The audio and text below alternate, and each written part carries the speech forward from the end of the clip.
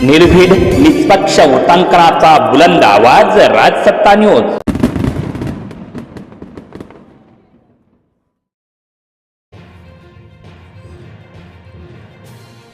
हाच तो चेहरा, संगमनेरकर हो नीट बघा।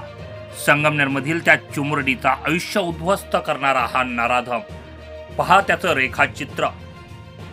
संगमनेर तालुक्यातील वडगाव पाणी येथे एका अल्पवयीन मुलीवर अज्ञात इसमानं ऍसिड फेकून हल्ला केल्याची धक्कादायक घटना घडली होती।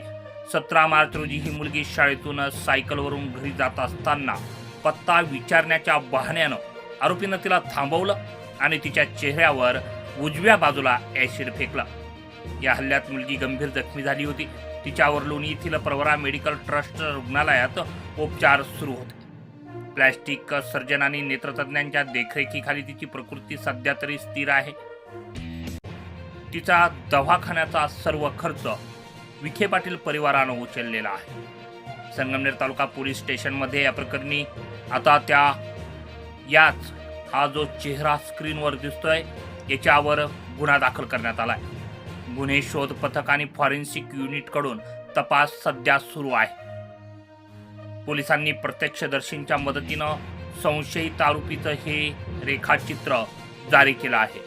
आरोपीची माहिती देणाऱ्याचं नाव मात्र गुप्त ठेवण्यात येईल असं आव्हान पोलीस निरीक्षक प्रवीण साळुंके यांनी केलं आहे।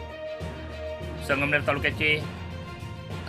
तालुका पोलीस ठाण्याचे पोलीस निरीक्षक प्रवीण साळुंके यांनी माहिती देताना सांगितलं आहे की जो कुणी या आरोपीची माहिती देईल त्याचं नाव गुप्त ठेवण्यात येईल।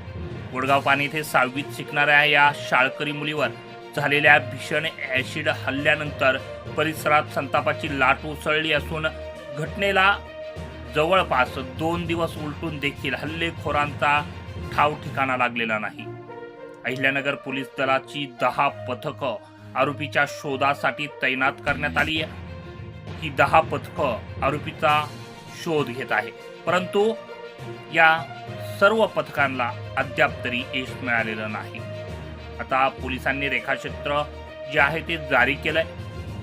तपासाचं एक पाऊल त्यांनी पुढे टाकलंय। आता रेखाचित्र सादर केलंय। सदर रेखाचित्रा समान व्यक्ती आढळून आल्यास संपर्क साधण्याचं आव्हान देखील यावेळी पोलीस दलाकडून करण्यात आलं आहे। राजसत्ता न्यूज ब्युरो, संगमनेर।